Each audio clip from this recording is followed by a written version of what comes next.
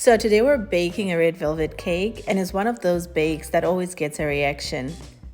And today I'm showing you how to make it perfectly every single time. So let's get started. So this is an easy recipe designed for home bakers and beginners. So if you're looking for a simple, beautiful cake to make for your family, this is it. So we're covering everything from the creaming method to the cream cheese frosting. And I'll be giving you all the tips along the way. So grab your ingredients or your notebook and let's get baking. So for this recipe, we're using the creaming method. And we start off by creaming together 3/4 cups of margarine or butter, half a cup of oil, and 1¼ cups of sugar. So we're using both the butter and the oil because the butter gives you that rich flavor while the oil keeps the cake moist and tender for days. So cream these together for 2 to 4 minutes until the mixture turns pale, almost white, and feels light and airy. And just like this. You need to make sure that you don't rush this step because the creaming process is what builds the foundation of a fluffy cake. And it should look like this, and then you know that you're ready to add in the eggs. This was probably ready in like 2.5 minutes, so maybe 2 to 4 minutes should be enough to do the creaming, and you'll be able to add the eggs at this stage.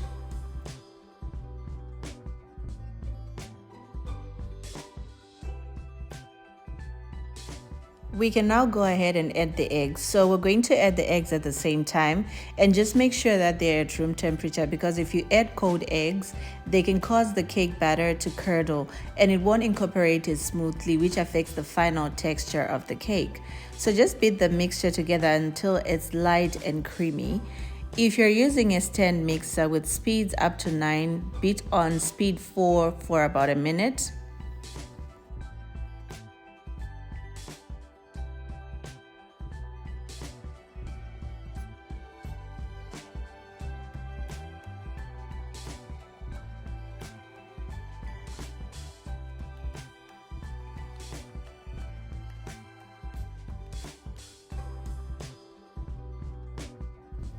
So for the red food coloring, I used a red food coloring in liquid form because I had run out of my gel coloring. So I recommend using gel coloring because it gives you that deep red, rich color that you want for your red velvet. Not like this pinkish, not so red color. This is not what we want. So please get the gel food coloring or any good red velvet coloring. You're also going to add 1 tablespoon of white vinegar.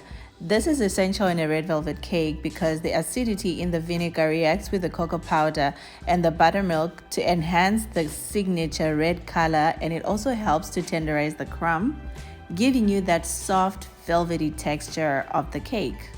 So mix again on speed 3 or 4. At this point, it's going to look like a meringue or whipped cream. And that's exactly what we want it to look like.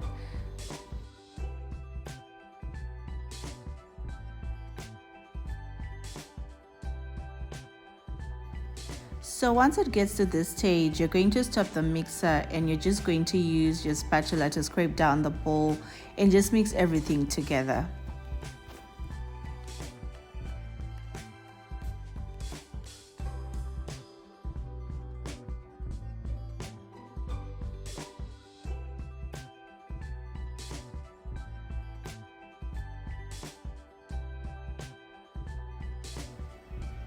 In another bowl, sift in 2¼ cups of all-purpose flour. You can also use cake flour and then add 2 tablespoons of cocoa powder, 1½ teaspoons of baking powder, and ½ teaspoon of baking soda. And also just be careful not to mix up the two, the baking powder and the baking soda. And I'm also using all-purpose flour in this recipe, but I recommend using cake flour simply because cake flour is ideal for cakes because it has a lower protein content than all-purpose flour, which means less gluten development, and that gives you a softer, more tender crumb. If you have it, then just use it. And red velvet is not red velvet without the cocoa powder, vinegar, and the buttermilk. If you just add red food coloring, you essentially have a red vanilla cake. So at this stage, you can fold gently with a spatula until incorporated, or keep the mixer on low speed for 15 to 20 seconds maximum. Then add 1 cup of buttermilk until just combined. Do not overmix, and if you're using a hand mixer, I would recommend switching to a spatula once the flour has been added. Overmixing the cake batter develops gluten and it makes your cake come out dense, and we don't want that.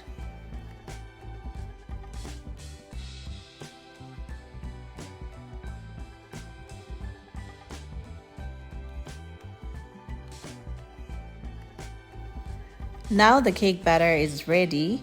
So I'm using 2 by 8 inch tins, and you can also use 3 by 6 inch tins or 2 by 9 inch tins.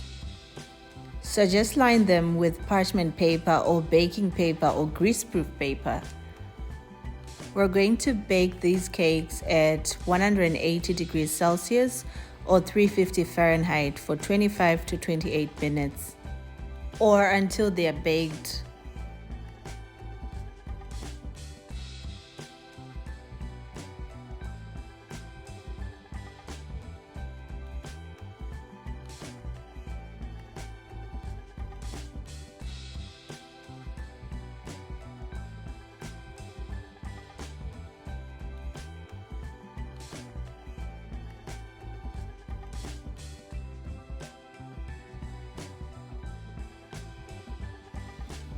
So the cakes are baking now, and let's make the frosting. This is a very simple and easy cream cheese frosting that is stable and pipes really well, and it's very smooth. The secret is making a buttercream first and then adding the cream cheese last. Start with half a cup of butter and 1 cup of icing sugar. Then add your vanilla. I'm using a real vanilla bean today, straight from Madagascar, the good stuff. So you can use any vanilla that you have. You can use vanilla bean paste, you can use a vanilla essence, just use whatever you have. So beat together the icing sugar and the butter, and once it's light and fluffy, you're going to add 1 block of cream cheese. That's about 238 grams of cream cheese, straight from the refrigerator. So it has to be cold when you add it to the buttercream.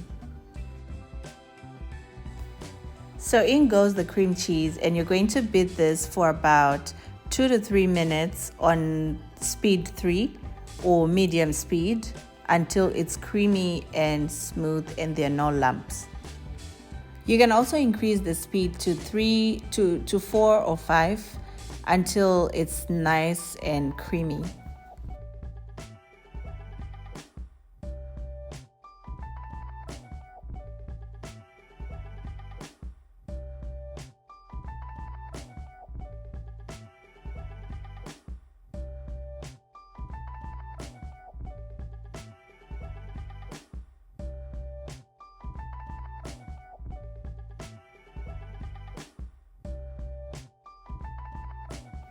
And this is what the frosting looks like.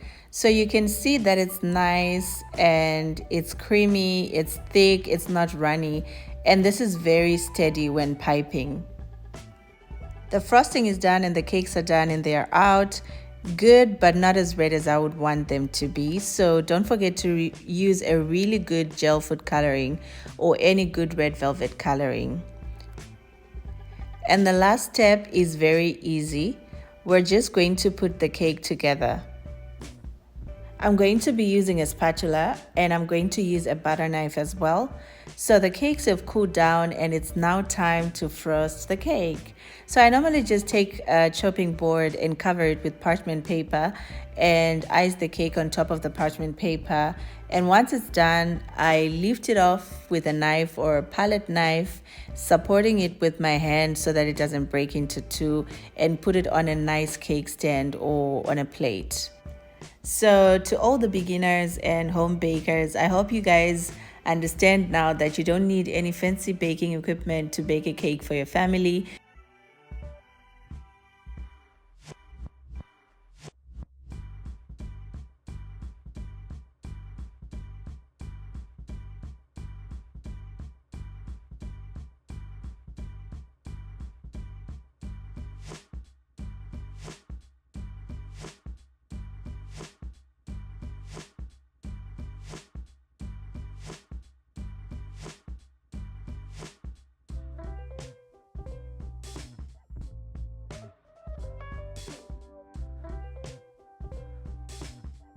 So in case someone is wondering where I got those crumbs that I'm putting on my cake, when I took them out of the baking pan, some of the cake was stuck to the bottom. So this is where I got the crumbs. And now I'm just putting some rose petals, and that's how the cake came out. I think it looks cute. It's very simple. It's beginner friendly. And now I'm lifting it off with a knife, and I'm going to use my hands to support it so that it doesn't break.